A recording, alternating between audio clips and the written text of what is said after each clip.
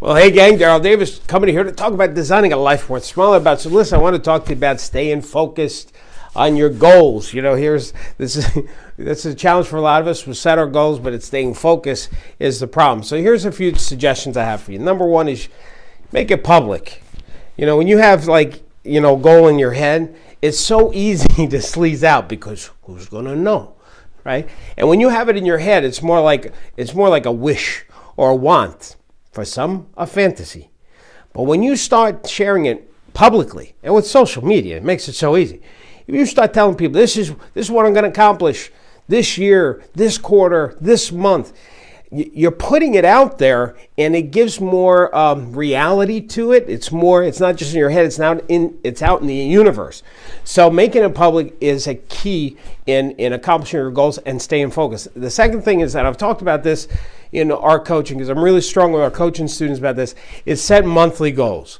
You know, when you focus on something that you want to accomplish, a milestone in your life, and usually 4 or 5. You can't do a whole bunch. But if you had 4 or 5 strong things that you're committed to accomplishing that will motivate you, the thing about monthly, it's more urgent, and it's usually smaller that we can feel like we can obtain it. So powerful.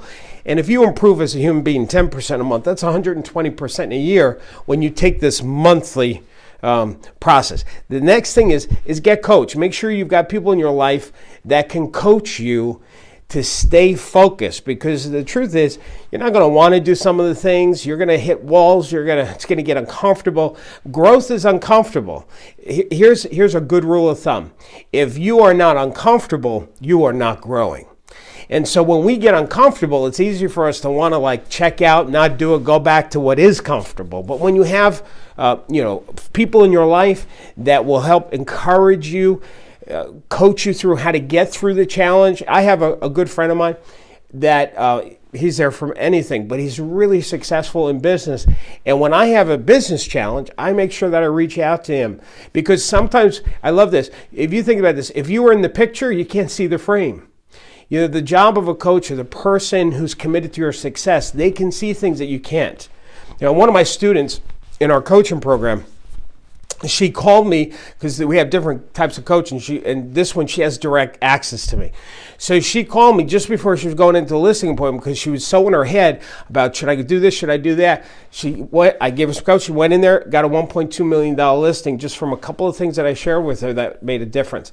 Last two things is use motivational devices and software, things that will help you stay focused. As a matter of fact, if you've got a team that works with you, I highly recommend GLIP, G-L-I-P. This is something that we use in my company to keep our team focused on tasks. And all the projects, we have so many projects, and great form of communication. Some of them are virtual, so it really helps. I also have a personal one that I use called NOZBE, and it's a weird name, I don't know why, NOZBE, NOZBE. So I use that for my own personal tasks and projects. So there's a couple of tips. Anyway, I hope this helps you. I really appreciate you watching this. I look forward to talking to you, and until then, don't forget to keep smiling.